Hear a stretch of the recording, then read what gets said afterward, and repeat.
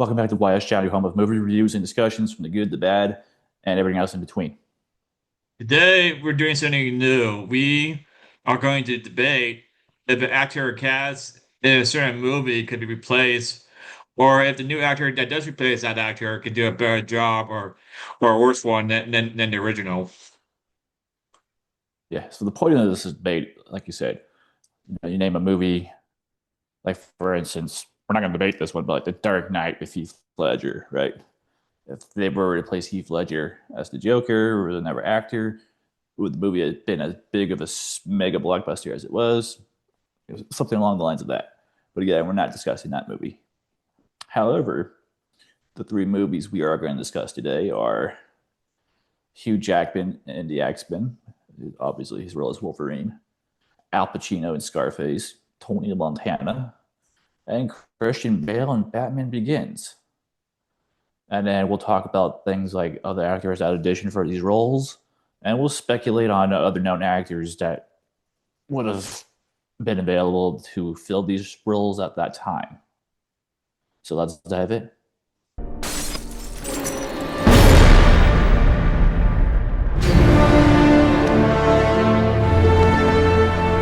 Christian Bale in Batman Begins.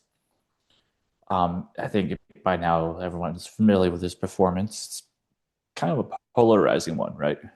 Either you like it or you hate it. A lot of people hate this nasally Batman voice he does. He's like, where's the drugs going? Where's the Wendy's at? Alfred. That kind of stupid shit. But on the other hand, he still has a very commanding performance as Bruce Wayne slash Batman. And, all the movies were phenomenal. And he was a key part of that. So basically, we're going to find out if Batman Begins would have been as successful with somebody else other than Christian Bale as Batman. As it so happens, when we were doing casting calls for Batman Begins, two notable actors auditioning for that role. One is Cillian Murphy, who would later win an Oscar in Oppenheimer, which was directed by Christopher Nolan, and Jake Gyllenhaal.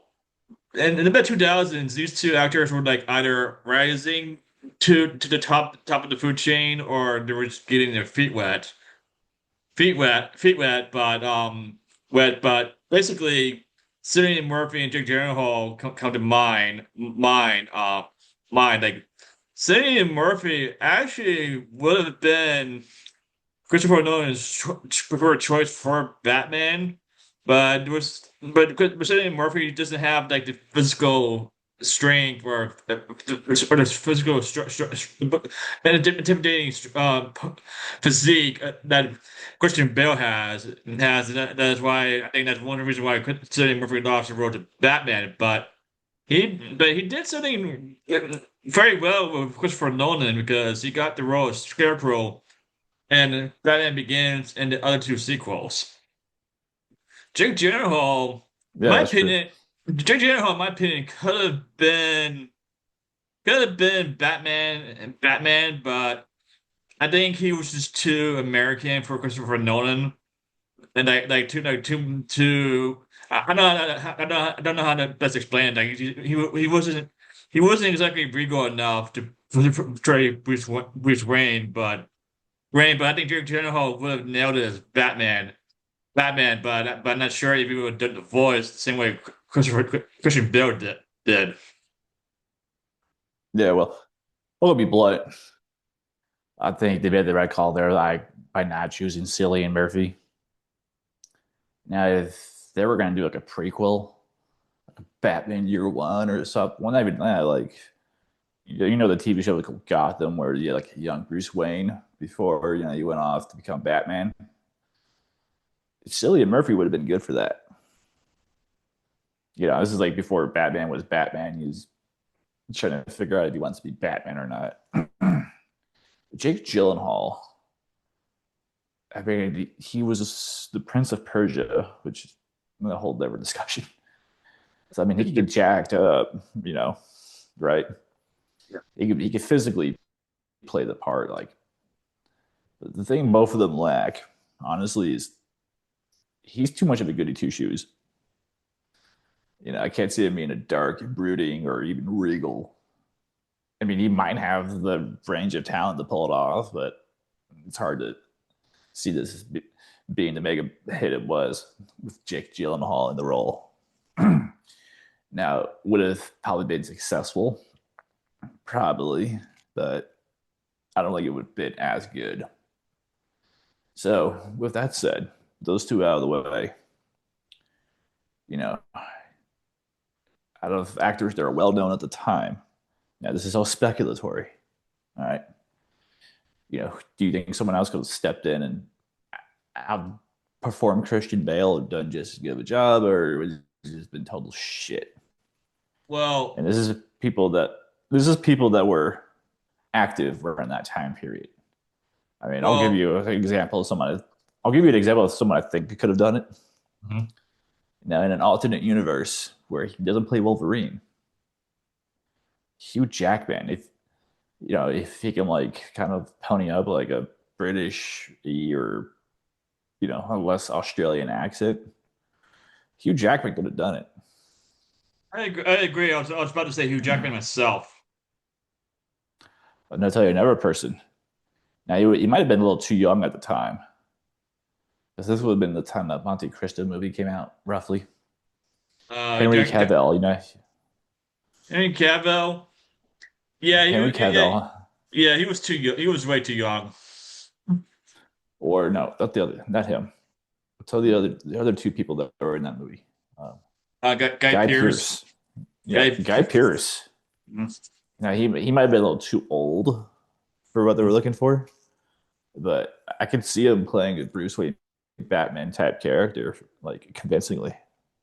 I think Jim Caviezel, who was in Monte Cristo as Monte Cristo, I think he had the right look and the right physique, but I think Jim Caviezel's religious beliefs got in the way of him. Maybe pursued the role of Batman. Here's the thing with the Batman roles, right? Yeah. Because Hollywood's shown that they can kind of reboot it and then kind of put inject some new life into it every Yeah. so many years. Mm, You had the original Batman run with Michael Keaton, mm. and then he didn't want to do the third one with Batman Forever, and they got Val Kilmer to do it, and that one was still a pretty big hit, despite the radical change in tone and all the other stupid shit. So I mean, it was proof that they could just do it. And then Christian Bale obviously delivered, and then you can say what you want about Ben Affleck, you know, but he was a good Batman. Like he was Yeah, convincing. yeah. It's a shame that Ben Affleck didn't get a chance to direct his Batman movie for some reason. Yeah, I mean, it's one of those biggest what ifs out that could be for the Batman franchise because he was obviously a good one. He was, around the time Batman Begins started, he would have been a good fit. Now the thing is, Christian Bale is a much better actor. There's no getting around that. But and Ben Affleck did have his shot as Daredevil, and that was a phenomenal flop. So, but I won't say that was a flop because that movie did spawn a semi sequel to Electro. yeah, it wasn't because of Ben Affleck. True, but I'm just saying, had Daredevil completely flopped, they would not have bothered with giving Jennifer Garner her own movie. Yeah, well, this is a weird one.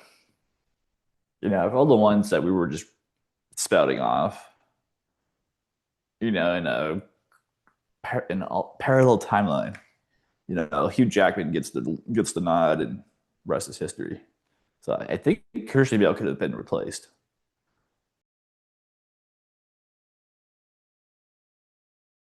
Fucking Navy all over the place. You got frogmen. You got EC2s with the satellite tracking shit in them. You got the fucking Bell 209 assault choppers up the ass, man. You know, we're losing one out of every 9 lows. That's no duck walk anymore, man. Scarface was a hit movie from the 1980s in which Al Pacino delivers a legendary performance as drug dealer Tony Montana. Montana. Hmm. What made the movie infamous or legendary was Al Pacino's dedication to the role, the drug the violent content in the movie and how the movie portrays Miami high society during the 1980s when cocaine was like the number one drug that people wanted and the number one drug that the United States wanted to stop coming in. Like Al Pacino, my opinion, um, like this is like one of those roles where you find the right actor. He delivers a performance so legendary that it's hard to replace that actor with another actor from that time period. It's almost impossible. And personally, I think Al Pacino's performance and Scarface is basically cemented in stone, Yeah. stone, but I think Al Pacino wasn't cast as Tony Montana. I believe that they would have picked an unknown actor from that time period to play Tony Montana, but I'm not sure who that would have been had Al Pacino not taken the role. Yeah. Well, Scarface is a weird one, right? Unlike Batman Begins, where obviously they could have picked someone else other than Christian Bale and it would have done great. Unlike a sequel, The Dark Knight, whereas if I mean Hollywood's also proven you could get a really goddamn good Joker, right? Yeah. But that one wouldn't have been as good about Heath Ledger's specific version of the Joker, Mhm. like cemented in stone, right? So with Al Pacino's Scarface, so this is a weird one. So this is a remake of the original Scarface movie, which is based on the antics or activities of Al Capone in the Chicago, whatever the fuck they call it, outfit, mafia, whatever the fuck it was, right? Now, if they had made a more accurate remake to that, there's a lot of actors I could see that could pull that shit off. Actually, in a weird way, there is a movie about Al Capone starring Robert De Niro. So Well, Robert De Niro, well, but here's the thing about Robert De Niro. He's a good actor. He has range, all that piece of shit. But I just can't picture him doing a Cuban accent and doing what Tony Montana does in oh the no, 80s no, in the 80s movie. I just can't picture no, Robert De no, Niro as Tony Montana. yeah, no, no, no, there's no way. I'm saying if they were to make it more in line with the actual original Scarface movie, Yeah. yes, but this version you get the neon Miami nightclub, coke fueled lifestyle, Miami Vice vibes version of it. I'm sorry, the only one that could have done it was Al Pacino's not the only one that could have done it, but he was already such a big name at that point in time. He was very well known and famous, and you throw in his legendary talent, and then the controversy that that movie stirred up, in some ways, still continues to stir up. And then you get one for the generations, man. Whether or not I know people will look at things with the lenses of 2026 and be like, well, Al Pacino playing a Cuban is totally racist, blah, blah, blah, blah, blah. But I mean, god damn, did he kill that role? You know, say what you want. All right.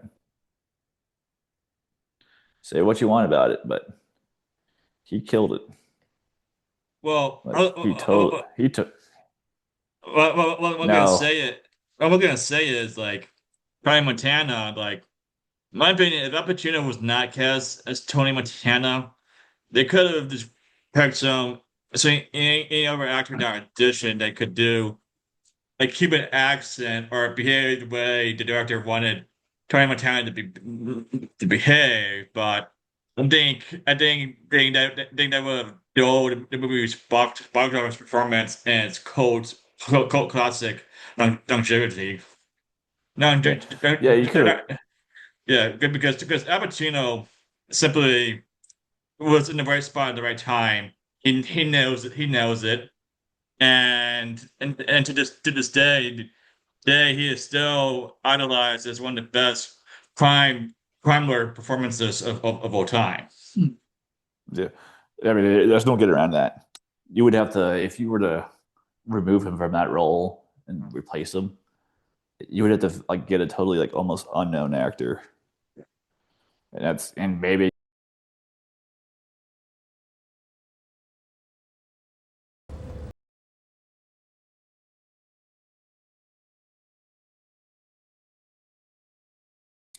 now. Speaking of legendary, our final movie that we're going to discuss is the first X-Men movie with Hugh Jackman as Wolverine.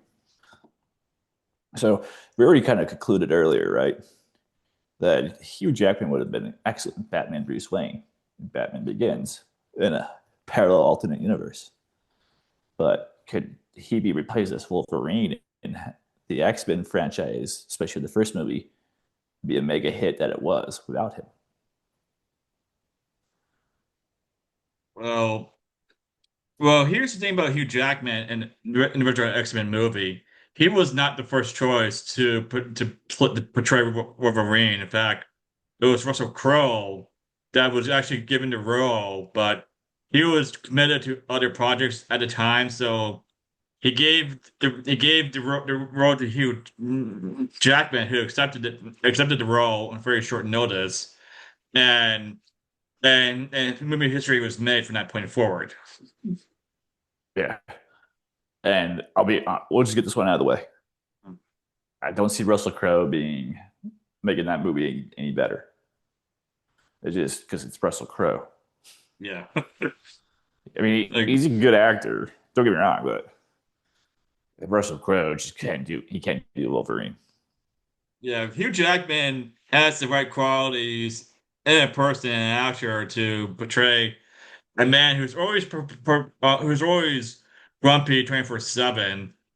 24/7. In fact, not Wolverine, Hugh Jackman went to great lengths to portray Wolverine. Like he would, he didn't have time for the first movie, which was his physique isn't as well defined as it is in the sequels. But like, whatever sequel or spinoff after he's been involved in, he has put so much Mm-hmm. effort into his physique as Wolverine. Like, dude, the guy you could grind a coal in his abs and get a diamond out of him. That's how well shape he is. Sounds a little gay there, dude. But Yeah, he yeah, was it's, pretty fucking. He get pretty fucking shredded. Yeah. yeah. Kind of gay, but you get my point. Like, no help though. But there But was but there was one other actor that could have stepped into the roles of Wolverine, but supposedly his son talked him out of it. I know it's Viggo Mortensen of Lord of the Rings fame. He's best known as playing King Aragon in the Lord of the Rings trilogy. And at one point, he was being eyeing the role of Wolverine, and supposedly his son or someone close to him talked him out of it. And mm, and as a result, so like so Russell Crowe's choice of Hugh Jackman came back was given the green light, and Hugh Jackman got the part. yeah, now Viggo Mortensen. All right, this is a tough one. Okay, he definitely could have pulled it off, But part of what made this movie a success and a mega hit is that this was a breakout performance, primarily for Hugh Jackman. So it garnered a lot of attention because it stood out, and it stood out in a cast had a bunch of A-listers at the time. You had Patrick Stewart, Ian McKellen, right? And then you had Halle Berry. I mean, fuck. I mean, you had a pretty star-studded cast. But it's just those three names right there alone. And he still steals the show. Don't get me wrong. The interactions with Patrick Stewart and Amy Kellen's, Dr. Xavier, Magneto. Yeah. Yeah. I mean, I still think the franchise itself is carried by them. But yeah, I mean, the movies wouldn't be as good without them two specifically. But because Hugh Jackman is the breakout star here, and it catapults us to mega stardom, right? I could see him being replaced with Viggo Mortensen. Now, as we talked about earlier, do you think Christian Bale could have made a good Wolverine? Answer, and that's that is no. No, like grant you, Christian Bale, and Hugh Jackman are handsome men by the gold standards of handsomeness, but Christian Bale just doesn't have the right piss off energy that Hugh Jackman brings to Wolverine. Like Christian That's Bale, fair. yeah, Christian Bale does have a temper. Like there's a famous audio recording of him chewing out a director of photography on the set of Terminator movies. Like he's going in full ape shit on the guy. It showed the guy. So Yeah. he does have a temper, but the difference between Christian Bale's temper and Hugh Jackman's temper is that Hugh Jackman reserves it for the right moments, whereas Christian Bale is just a stereotypical actor who thinks the world revolves around him, Yeah. and He's a little then too artsy. yeah, he's too much of a and what's the word, playboy material, whereas Hugh Jackman is kind of gruff and dirty, which is right for the character of Wolverine. Yeah. And then, the Australianness kind of helps sells it too. For some reason, he's supposed to be Canadian. Yeah. They always get like an Australian to voice him, like in cartoons and video games. Well, And they got one of the that's just a strange coincidence because in the X-Men cartoon from the 1990s, they did have a Canadian voicing him. yeah. I'm just pointing it out now. Okay, this is a tougher one. Whereas Al Pacino's Scarface, that's pretty cut and clear, right? Yeah. This one, I mean,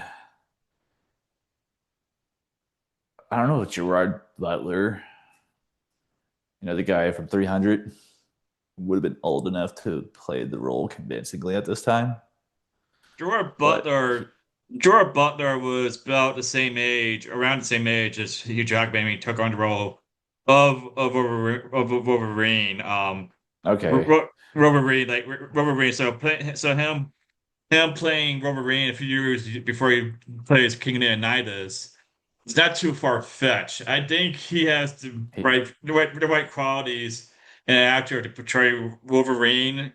It's just the fact that his Scottish accent might get in the way. I mean, there's ways to tone that back. But which is I true. mean, Which is true because I've seen him in a couple of movies where he is not speaking with a Scottish accent, but Gerard Butler could do it. And I won't throw this out there, but Brad Pitt could have maybe done Wolverine himself, but the thing is, Brad Pitt is too much of a pretty boy to really get his hands dirty playing Wolverine. yeah, he goes in the Christian Bale pile there. I mean, it might have made a lot of money with him in the role, but I think it would have been shorter lived too. You know, um, Yeah. Gerard Butler would have been a phenomenal choice. All right, here's another one. All right. Liam Neeson. Liam Neeson would have been too old to do Wolverine, but Wolverine, Well, that's the thing is you have to retool the movie a bit. yeah, I was in the movie studio when a young up and comer, right? You know, I mean, Liam Neeson was not that at that point, right. but if they wanted a more gruff, you know, grumpier, angrier loner type, he definitely could have fucking pulled that off. Well, You know, uh, yeah, I've been to hell of a well, resume for the guy. I have another question for you. Ewan McGregor from Star Wars Obi-Wan. Um, he he Mm, he was in a movie called Trainspotting, and I believe that Ewan McGregor got the buff like Hugh Jackman does. He could have done Wolverine. mm. I don't see him being convincing in that role. I'm not saying he couldn't do it. I just don't see him pulling that off. Well, Like Gerard Butler, like you need someone that can yeah. pull off angry energy. Mm. So this is a tough call because I mean I'm sure there's other actors who were up and coming or big names at the time that you could Yeah. plug in here. Mm. You know, Russell Crowe has angry energy, but it's like douchebag angry energy. So, fuck him. So this one's a tough one. I'm going to lean towards that Hugh Jackman is pretty irreplaceable. You know, however, comma, you know, I think that it would have had similar, not the same success as Gerard Butler. But other than that, I mean, it's a close one. No, I know the perfect person who could replace Hugh Jackman. He played man Superman, but Henry Cavill could do Wolverine. Well, true. And then, yeah, they did have him do that little cameo in the Deadpool movie. Yes, but I'm So saying you were to give him his own Wolverine movie, I think he would have been phenomenal at it. yeah. So I mean, Hugh Jackman is synonymous with that role. Mm. You know, I mean, you get Gerard Butler, Yeah. so he could have been replaced because I mean that movie's I mean he carries it, but you know Patrick Stewart and Ian McKellen also pulled a fair share of weight. So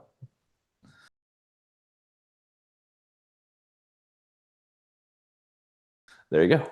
So with all that said, yeah, again, we went over if Christian Bale could replace his Batman in Batman Begins. We agreed that he could. Now, Al Pacino's Scarface, that's irreplaceable. And our more controversial pick here, Hugh Jackman replaces Wolverine, which we think he could have been done. So, with that said, these are fun things to speculate and discuss, and we will continue to do more of these in the future. But drop a like, subscribe, and follow our channel.